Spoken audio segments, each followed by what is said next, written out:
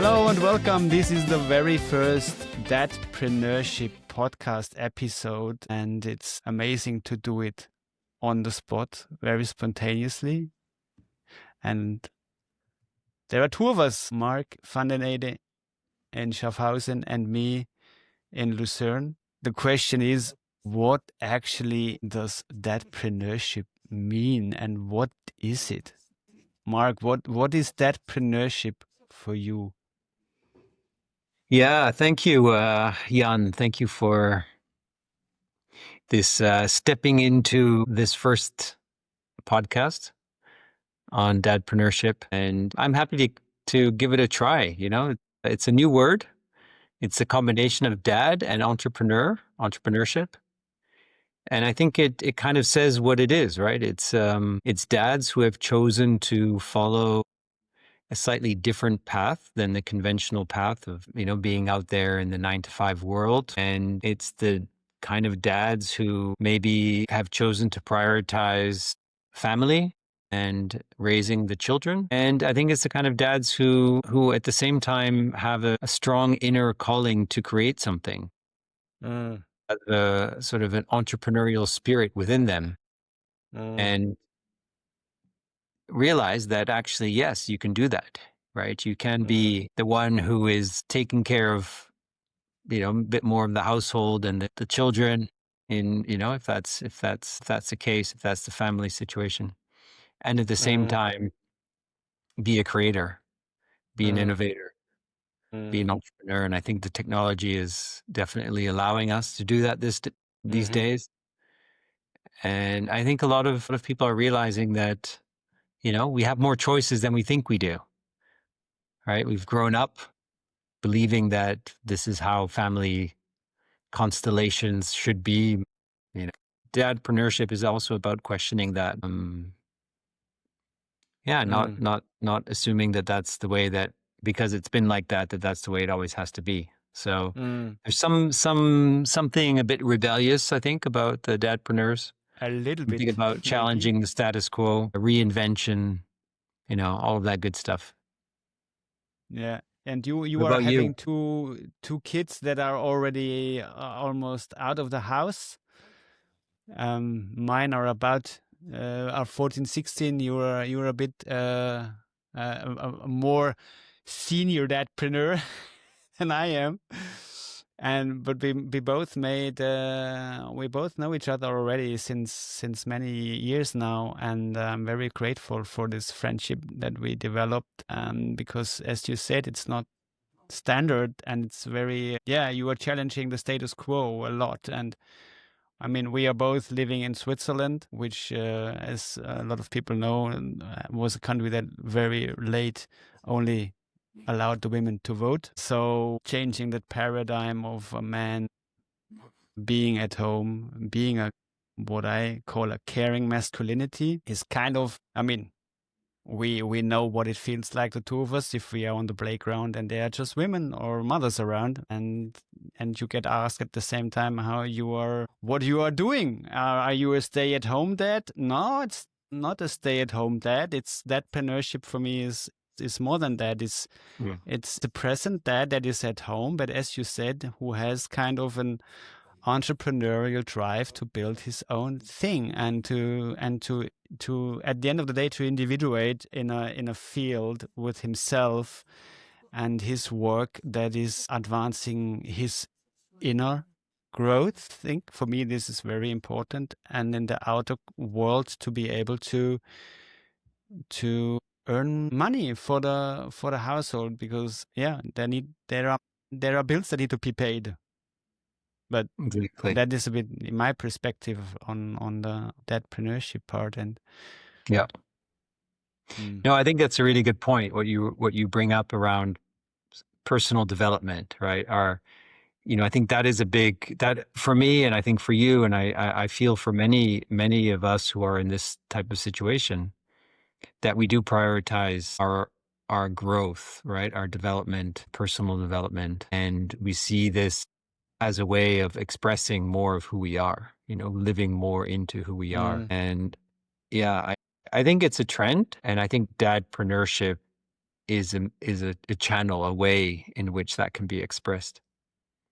And you're right, Yeah, there's yeah. definitely, from a financial point of view, from a business building point of view, there's always going to be more risk, right, when you're an entrepreneur. And, the financial returns are not going to be as consistent, as predictable as a 9 to 5 job. So, there is a risk element there that needs to be taken into account. Mm. And for my part, what happened was that there was a sort of a recalibration of the family dynamic. Dadpreneurs are working only in home offices, Mark. Is that correct? I would say most of the time, yes, probably. And do dadpreneurs have employees and a team and grow a classical kind of startup business?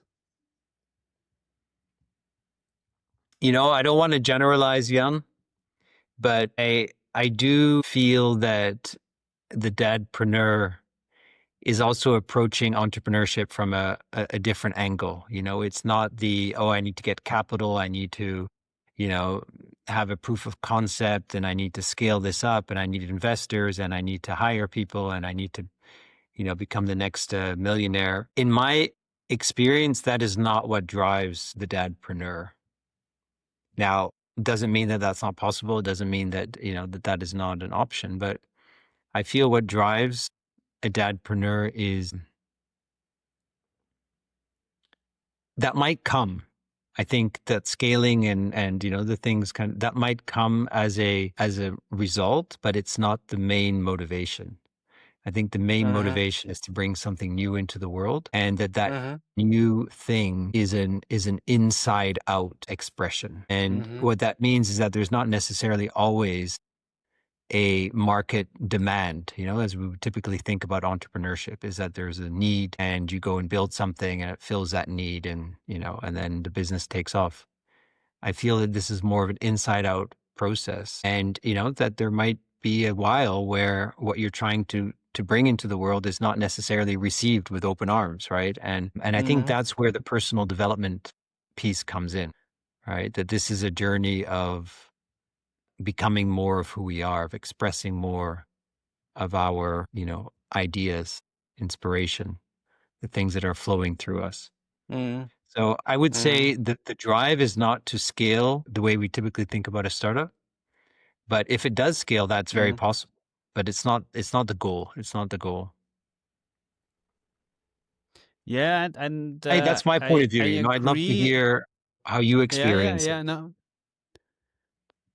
I mean, I agree. I also had a sole proprietorship in Switzerland, which the simplest form of an enterprise. So I never intended to really grow a unicorn business with getting investors in. I really bootstrapped my own personal brand, and I never got any employees, and I never wanted any employees because it's an additional risk then also if you hire people. So for me it is very much what you are saying, and I mean the Swiss well-known psychiatrist C.G. Jung, he said something in that regard, which is he calls the individuation journey. It is an individuation journey of who does yourself want to become, and for me that is entrepreneurship. For me personally, that is also my journey. I mean, I'm working since 4 years now with an analyst, and I can clearly see my path. And you are also wrote a book about the beingpreneur. That's how we met in the first place. It is about who you are and who you are becoming as a, let's say, a father. And we both know, and many other dadpreneurs out there in our community, they know what happens if you step into that. Actually, I think a lot of all the fathers, they experience that transformation if they become a father. It is deeply transformational. What are you making out of it is the question. And for me, that relates a lot to how I became dad. I don't have to tell the story in the podcast now, but it was very special how I stepped into the fatherhood role. And so for me, having about to finish an MBA, I was more of going for the corporate career ladder, and I said no. With the experiences I made becoming a father, I don't do that, and I'll have to find another way. And that was with the birth of my first son in 2009, and yeah, it took me quite a while. Actually, it took me eight years until I founded my own company, and in the meantime, I tried to figure it out. Work part-time, made some breaks to be present. We don't have in Switzerland really at that time holidays, so I had to kind of tweak my own care time that I wanted to have with the boys. So it's an individual. What I wanted to say is it's an individual journey of each father that is inviting you, giving you the opportunity to think, what kind of father do I want to become? And how do I want to earn the money for me, the family, and these type of questions? Yeah, I think this is a very powerful. There's a very powerful paradigm behind this dadpreneurship term for me personally. I agree. Yeah. I agree. And I think, that question, like what kind of father do I want to be? I think it's a really important one, because a big part of the dadpreneur journey, the way that I experience it, is also setting an example for my kids, right? As there is another way, and it's not just spending time with them, and the fact that I was able, and that's been one of the biggest gifts for me as a father, is to have had the opportunity to spend so much quality time with them as they're growing up, but to also set an example of what is possible and allow them to also imagine what is possible in their own lives, right? That you don't have to follow a script. And that is becoming more and more important in our world today, right? Because the old scripts are crumbling everywhere you look, and we have to be storytellers of a new reality. And I feel like that is what we are doing as dadpreneurs, is we're writing new stories, and we're learning as we go. There's no there's no best practice here. There's no guidebook that you can follow, and say, oh, you want to be a dadpreneur? Okay, here's what you do. This is no, you have to step into it, and you have to figure it out as you go along. There are maybe some principles, right, that could be highlighted based on experience. But at the end of the day, we have to figure it out, right? I was saying earlier, like this reconfiguration of the family dynamic, right? It's like you have to rethink what is success. You have to rethink how much money do we need, to have a good life. You have to rethink, so many things, and that's not done overnight, right? That is a constant conversation that needs to be ongoing with your partner and with your kids, and with your family and friends, right? I mean, people look at you and they're questioning, what are you doing, right? Is he responsible? Whatever. So there's a renegotiation of some of these contracts. Yeah. So we have the dadpreneur, and then there's also the mompreneur. What is the difference? Because the mompreneurs are around quite a bit longer, this expression and this concept of that mothers are actually going to work on the side and producing products and selling these products online, and the mompreneurship is there. So does that mean that a dadpreneur always have to has a mompreneur on his side, or what? No. Well, I grew up in a family where my mom was the mompreneur. So my dad had, he had the stable job, and my mom, was there for us as we grew up. But as we got a little bit older, she started her own business, and she did it from home, and she was able to combine a lot of things, like her developing her career and still be there for us. So in a way, for me, that's how I grew up. I'm not saying that that's always the case, but I think traditionally it has been more like that, that that's been traditionally, the one who stays home and then maybe has some things on the side. And as the kids become more independent, she becomes, she starts to do more from a career point of view or a work point of view or an entrepreneurship point of view. But I think the other way around has been quite unconventional, right? That has not necessarily been, kind of the model that we have seen in society. And I think that's what makes sort of dadpreneur maybe a little bit different, right? So you need And that's what I to know. have a I can't partner talk that about is actually something that earning the money. I don't know, right? So this is yeah. And I happen to be with It's not with somebody. easy. I happen to be with somebody who likes going into work and who has a sort of a comfort level with being in a corporate or in an organizational environment. So there is a complementarity there as well, right? When we came to a point where we were both working full time and we had no time for the kids when they were really young, something was going to break, right? Whether it be our relationship or, But yeah, absolutely. something was going to But break that's and what you somebody see had, all over the place. yeah. And and that was where I realized that, if we don't take any action, then, this is not going to work out as a family thing. So that was one of the motivations for me to step out and say, hey, I'm going to do this because I think we need to, if we're going to have a family, if we're going to have kids, we need to spend time with them. Otherwise, there's no point in having kids.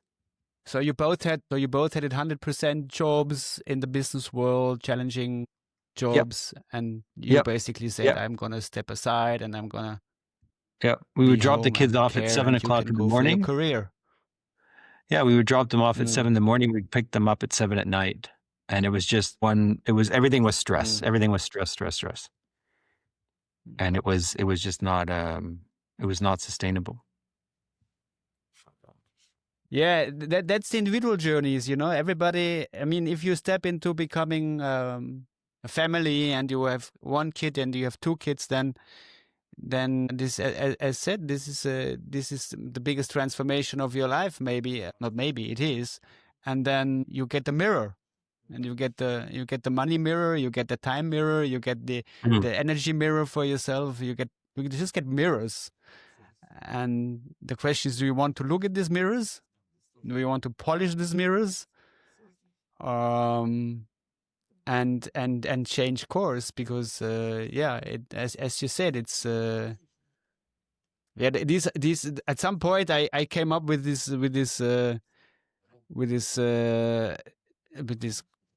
quote or thought that I said, I don't know why some people are actually having kids if they don't have time for them. That would be maybe better to have a dog. Yeah. But, I agree.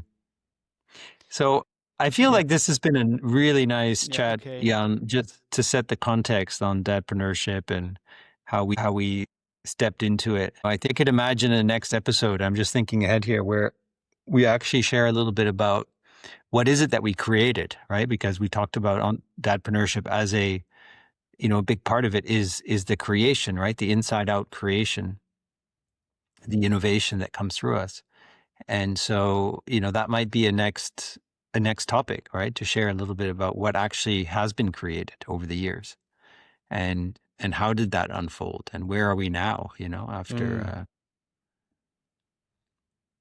what do you think? I agree. I agree.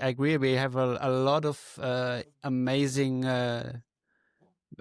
other dadpreneurs also that gathered and that are interested to learn from each other. It's a learning journey basically from each other, and I think we have more than enough topics to discuss and to share, and journeys and stories to exchange about. So yeah, I'm definitely interested and in.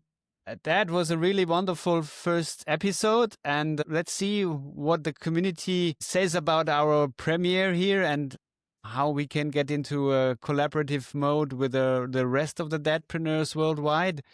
And looking forward to many more episodes in 2026. Dadpreneurship, thank you so much for being here and sharing and talking with me about this pioneering field.